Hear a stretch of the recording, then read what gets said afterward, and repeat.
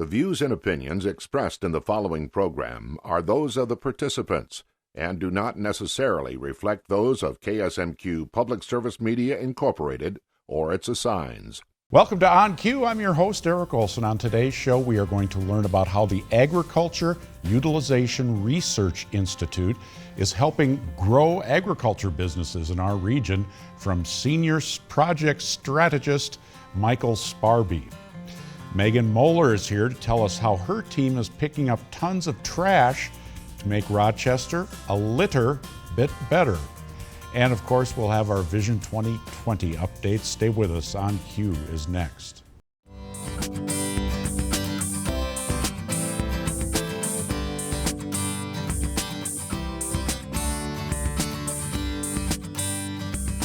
From KSMQ Television in Austin, this is On Cue, connecting interesting issues and interesting people. On Cue. A Little Bit Better is a campaign that started with just 2 concerned citizens back in 2006. It has blossomed into a community-wide effort, and Megan Moeller is here to tell us more. Welcome. Thanks for having me. Yeah, thank you. And tell us a little bit about the program. It's been a big success. It really has. A Little Bit Better is going into its 9th year, and as you said, it started off with 2 concerned citizens that went to the mayor of, how do we do something about the trash in our community? And since it's grown every year, and now we have over 3,000 people that participate each year, and we remove tens of tons of trash every year. In the 8 years of the program, 95 tons of trash has been removed from Rochester's landscape. I was looking at some of those figures, the massive amounts of garbage that's been picked up. Is this sort of like when you're driving on the highway, you see Adopt a Highway groups? It's not organized like that, really, is it, in the city? It is not organized like that. While we do encourage Adopt a Highway and Adopt a Stream, Adopt a Park groups to get out during A Little Bit Better to pick up, it is not organized like that. This is run through Our Neighbors, which is a nonprofit community resource center that brings together a number of organizations within Rochester that provide in-kind services to put on this community-wide event. So there are dozens of sponsors that help make this event possible. And it's a date. It goes from, this year it's April, I gotta cheat, make sure I get the That's right one. okay. It's April 18th through the 25th.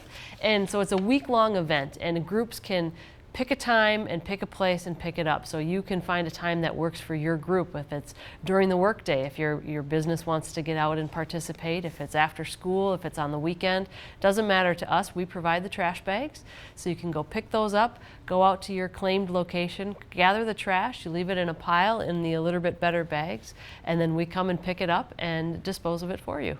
so it's, you work with businesses or service groups, Kiwanis, Lions, those types of organizations. So how this works, help me explain, maybe other communities Sure. will want to learn about it. So those organizations contact your office, or? We have an online sign-up that has a Okay. map of different parcels, if you will, around the city that are available. They're public lands that are available to be adopted for the event. You can pick them up. So people go online, they say, I want section 235, and then we send off the information they need, and they let us know when they're thinking about picking it up. We have bags distributed at quick trips around Rochester, so people go and pick up the bags that they want, and we'll pick up the trash, leave it in a pile at that site, and then call us, and we organize somebody to come pick up that trash and dispose of it for that group. And it's stay away from broken glass and be wise about that, Yeah. careful of certain types of waste that you might come across. Luckily, we haven't heard too many stories about that. It's mostly food packaging and cigarette butts and pop bottles and plastic bags from grocery stores are some of the biggest things we find, though there's often some very odd, amusing things that are found. I think last year there was like a red onion that had a little hat put on it and little toothpick arms and legs. So, well, a lot of communities have like a spring cleanup type thing, and you're right. And there's tires down by river waterways. Mm-hmm. You find the strangest things, and it's very important to not only for the visual to clean up the area, but it helps the waterways, and that's your profession when you're not helping with this, you're with the city of Rochester working on stormwater issues. Correct. And so there's a real ecological benefit. There are so many benefits, like they said, it makes the city beautiful. And when people see litter, they're more likely to litter because it looks like people don't care. So a clean community prevents littering. So it's kind of getting started on the right foot after the snow melts, getting it cleaned up. But as you mentioned, by removing this litter from the environment, we're helping to protect the environment and protecting the waterways. And it also engages the community. Neighbors come together, families come together, they get out, they pick up their neighborhood, they have fun outside, it builds a sense of place. We hear about people that walk the same stretch of road day in and day out, and they always carry a litter bag with them. It's not just during A Litter Bit Better that they pick it up. They do it throughout the year, and they have that strong tie to that location. I didn't have that good feeling when I was a kid. It was just my dad giving me a bag, and he called it policing the area.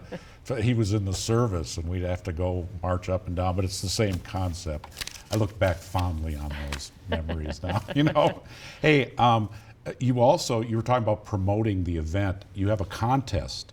We do. Every year for young people. So in the fall of the year prior, we have a poster contest for fourth graders in Rochester, and they have the opportunity to submit artwork and be entered into that drawing, and they win all sorts of good things. They get to walk in the Rochester Fest Parade, they get a Litter Bit Better t-shirt. The grand prize winner gets a pizza party that's delivered by the mayor, and then the teacher of that classroom gets a gift certificate to Office Max to buy something for the classroom for the students. Oh, and a winner here. Yes, so our winner this year was Erica Cowell.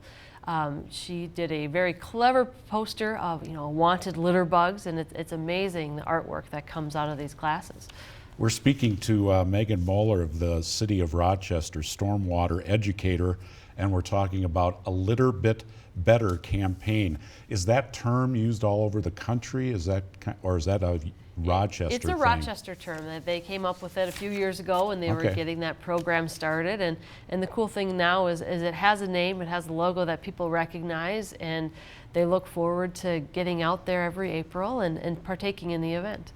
One thing you were telling me is we were talking beforehand, and when you talk about runoff, we hear it a lot about farmers and agriculture and that concern with water pollution, that some of the nutrients get lost, and so farmers have practices where they try to keep the soil on their land. And with the city, they have different problems or issues, but it's the same overall problem to keep the water clean. That's right. Before development, water would soak into the ground. It wasn't going to run off the landscape. But now that we've developed our landscapes to have hard surfaces, or when you get into farm fields where you want to have wet fields where they try to get that water off of it through drain tile. But in cities with the hard surfaces, that water can't soak into the ground, so it's just going to run off through the storm sewer systems, like they're designed. But they're going to pick up pollutants along the way. So drippings from cars, salt that we put down to make roadways and walkways safe, fertilizers, animal waste, all that stuff is going to get picked up and carried to our surface waters.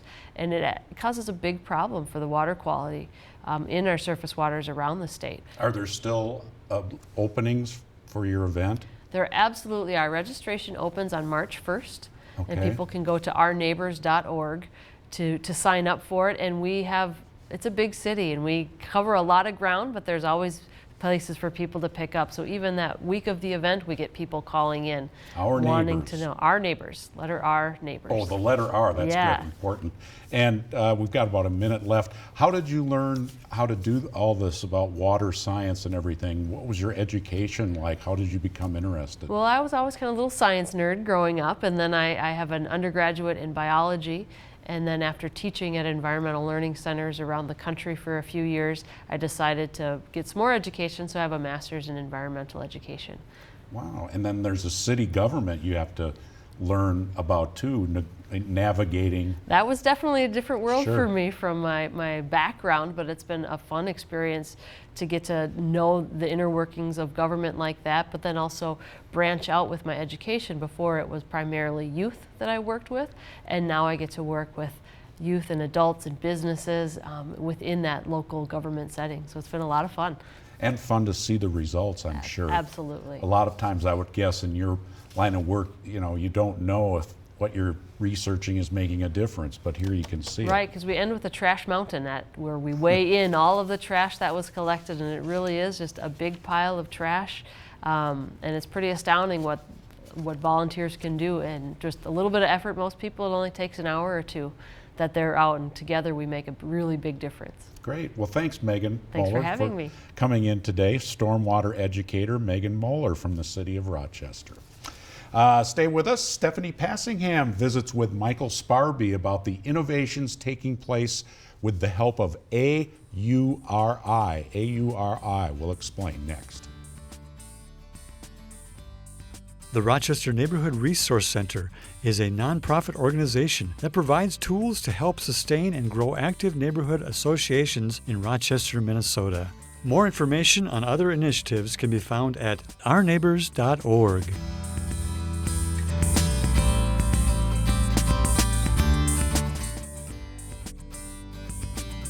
You can watch On Cue anytime by visiting the KSMQ TV website, ksmq.org. Agriculture is a huge part of our economy here in southern Minnesota and northern Iowa, and today our special guest works a great deal in that department, and he helps folks make more out of their agriculture products. Our special guest today is Michael Sparby, who is the Senior Project Strategist from the Agriculture Utilization Research Institute, which is a huge mouthful, but most people just say AURI, don't they, Michael? AURI, or we break it down to AURI. All right, sounds good. Well, welcome to the program. Thank you. So tell us a little bit. This organization has been around for quite some time, but for folks who may not be as familiar with it, give us an overview. Sure. The organization was formed by the Minnesota State Legislature back in 1989. We just celebrated our 25-year anniversary, and our mission is specifically to add value to the crops and the commodities that are grown in the state of Minnesota. So the way we carry out that mission is we provide the scientific, technical assistance that entrepreneurs, small businesses, medium-sized companies, co-ops need to develop those products to get them into the marketplace. So kind of in a nutshell, once the crop is in the bin or the animal is dead or the milk is in the tank, then we have the scientists to assist in developing new products and new uses. So you mentioned commodities. Give us a sense of what type of agriculture products are kind of eligible, Yep. as well as, do you have to be a farmer, or can you be kind of an inventor type that is looking for some help? Exactly. Yeah. As far as commodities go, pretty much anything that's grown in the state would qualify. Okay. So even if they have a specialty crop. Exactly. Still. And we worked with the fruit and vegetable growers. We worked with the Nursery and Landscape Association and their membership. So, yeah, beyond corn, beans, pork, and beef. It's pretty much anything that's grown in the state. We'll pursue it all. Okay. And to the question of, does it have to be a farmer that comes to you, or can it be an inventor? Yep. I would say the majority of the clients that we work with would fall in that entrepreneur, small business, medium-sized business category.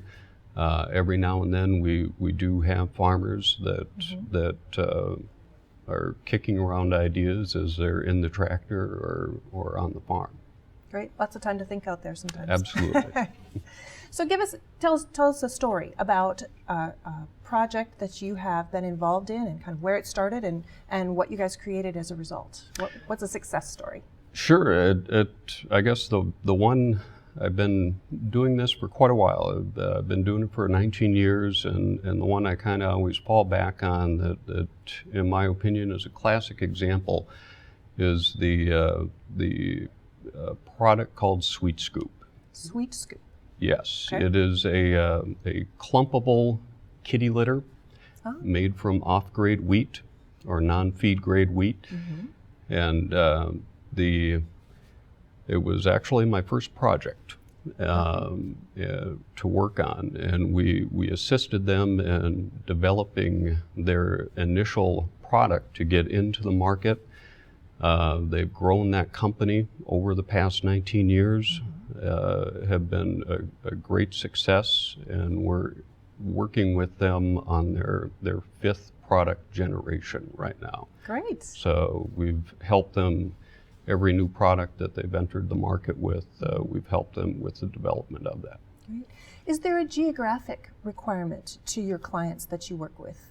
Because you guys are located in Waseca, is that right? We actually have 3 laboratories throughout the state. Okay. So our headquarters is in Crookston, Minnesota, in northwestern Minnesota. In that laboratory, we deal with our food science as well as any microbiology needs. Down in Marshall, we have a laboratory where we deal with analytical chemistry, any fats and oils work that would need to be done. And we also have a full meats laboratory in our Marshall facility. Over in Waseca is we have our co-product utilization lab. So fancy word for waste. So any type of processing waste, crop residues, mortalities, finding a higher value for those types of products. Exactly. Okay. And on your website, you guys talk about 4 core areas that you work with, and co-products is one of those, so that helps explain that, just anything that's kind of left over from another process. Bio-based products, what's that all about? Bio-based products would be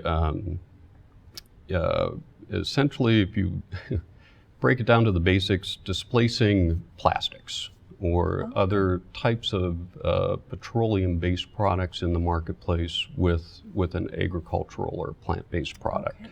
You sometimes see plastic shopping bags that say they're made out of corn. Is that an example of cornstarch or polylactic acid would be an example of that.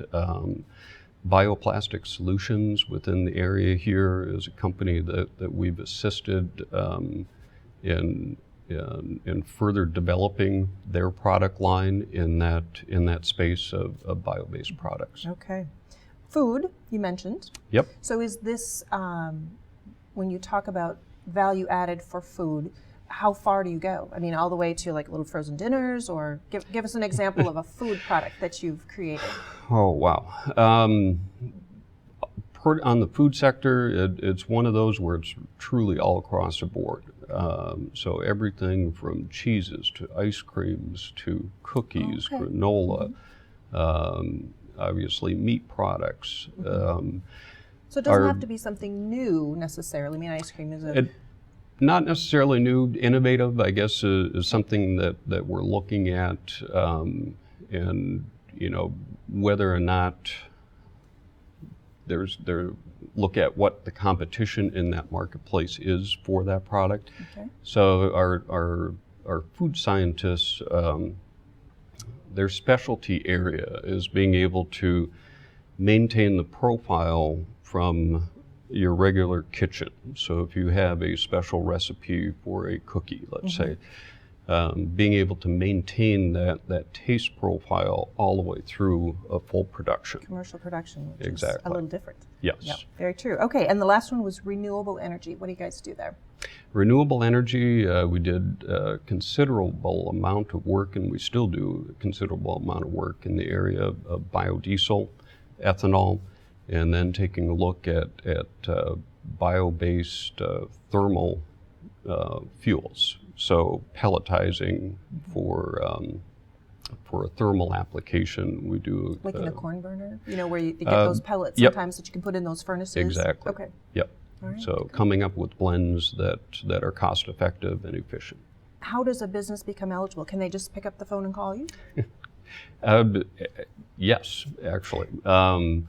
We do have an application process, so we take a look at their product idea, where they're at, how much work they have done with it, are they in the marketplace already, is it an add-on, take a look at essentially a market assessment. So when they come to you and want help, you really want them kind of have the basics organized, and then you help them with the innovation. Exactly. All right, yeah. Great. where can they find out more information about AURI? Probably the best place would be our website, which is very simple, auri.org. And on there you'd be able to see what types of services we do provide and all of the contact information you would need. Great. Terrific. Michael Sparby, Senior Project Strategist for AURI. Thanks so much for being here. Thank you. Stay with us. Our Vision 2020 segment is coming up next.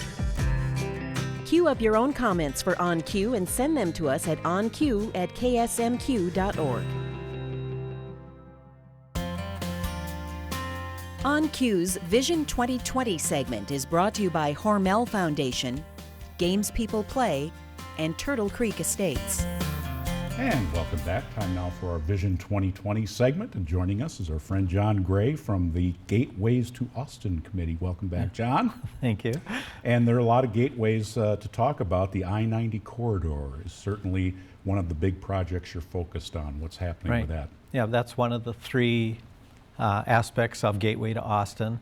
Basically, we've been working a year and a half with MnDOT finalizing a visual quality manual, which is a permanent file with MnDOT on the architectural design of the bridges, the landscaping design for the whole I-90 corridor, which is our front yard. So that's being developed, but because it's on MnDOT property, they are totally responsible for it. So we've had community members working with them to develop this plan. So basically, I guess what I'd point out right now, the one thing that we're currently active with is that our committee is working with contractors right now on developing a design for a Welcome to Austin sign, a major signage that'll be west of Austin on the I-90 corridor, coming around that loop coming in from the west. Okay. And then the same signage will be on the eastern side of Austin, right outside where that country club exit is, coming into Austin. So we're working with contractors now on major Welcome to Austin signage that complements the design work of the bridges. Oh, that's so neat. We're I like excited what you about called that. it the front yard, that the gateway is kind of, or the corridor is kind of the front yard of Austin. I like that. Well, that has been our sort of our, motto, if you will. Sure. That it really is. It's the first thing our visitors see in Austin is that I-90 corridor, and what they see is their first image of Austin. And then along with that, along that corridor, the visitor center concept. Correct. That's the second phase of this gateway, well, not phase, second aspect of Gateway to Austin is creation of a visitor center. That's been in the works about the same time frame, about a year and a half.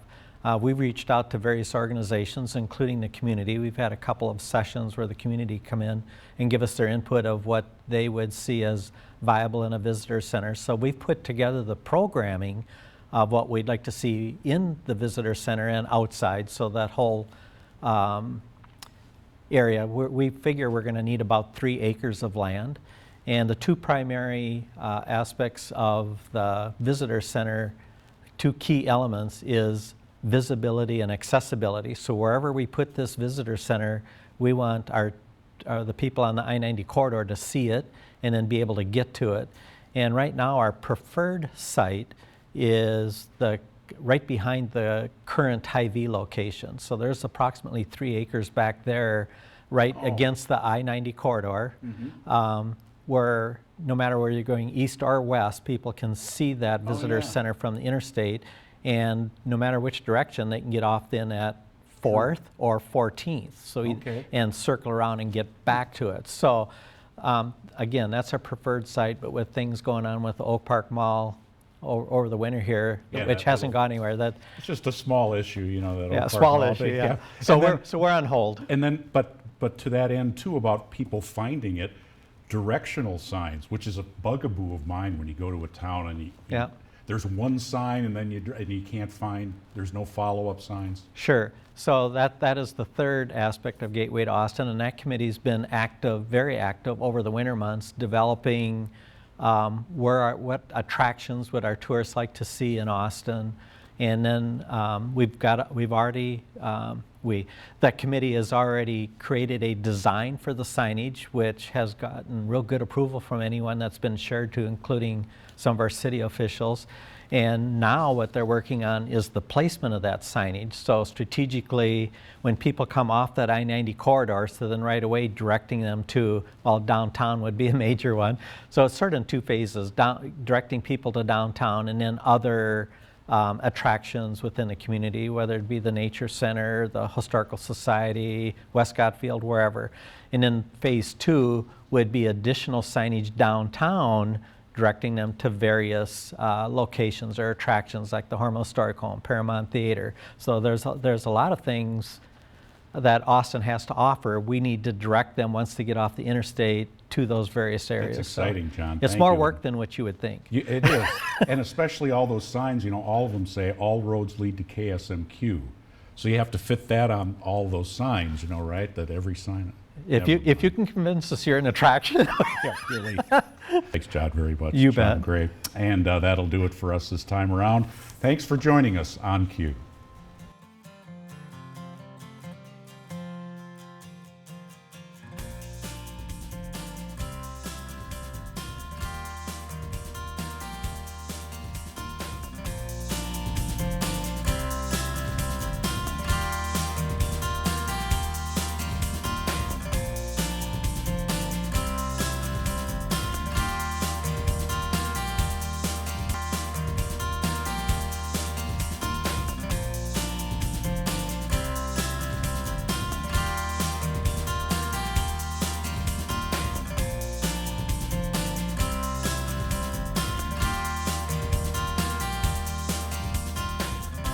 On Cue is a production of KSMQ Television in Austin, nonprofit public television.